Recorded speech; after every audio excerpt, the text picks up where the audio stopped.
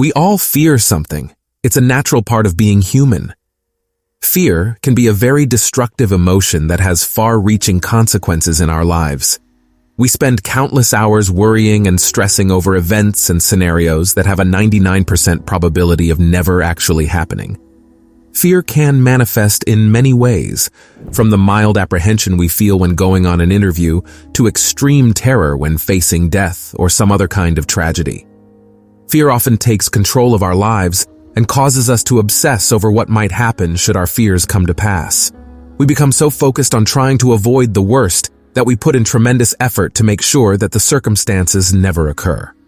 Unfortunately, this intense focus often does more harm than good by creating powerful energy around our fears that actually attract more of the same situations and feelings. The root cause of this phenomenon is related to how our brains work. Our brains are wired to create neural pathways for any thoughts and associated feelings that we place emphasis on. This means that if we think about how much we don't want something to happen, our brains will actively assist in making sure it does because of the weight behind those ideas. To demonstrate this concept better, the moment you hear me say, "Don't think of pink elephants," a pink elephant image almost certainly materialized in your head. That's because thinking about such an eccentric animal instantly overpowers any other thoughts that were previously circulating through your mind at the time. Other more regular-looking elephants didn't even make it to your consciousness.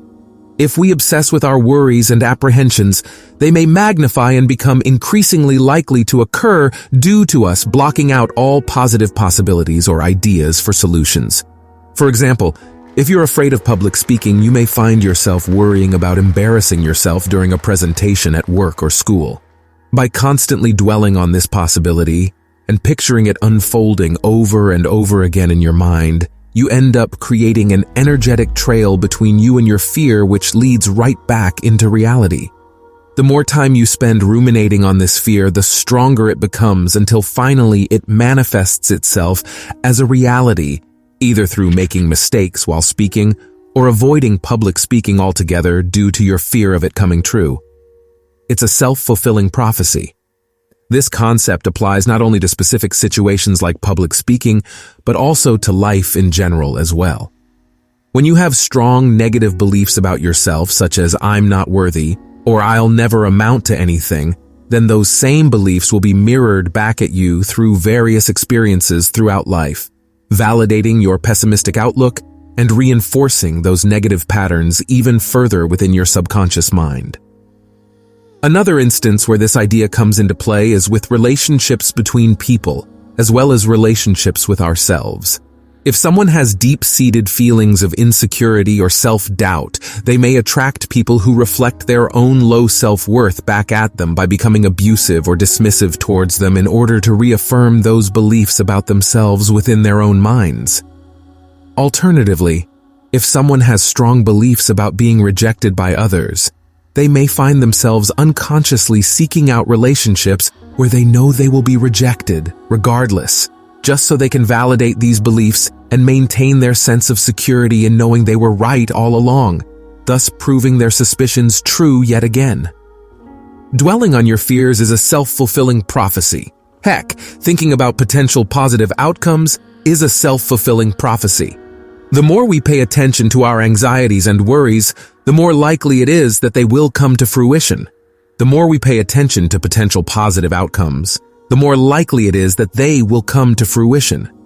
Consequently, it's important to focus our energy on the things that we want out of life, and not the things we don't. Our focus has a profound influence on the type of life we experience.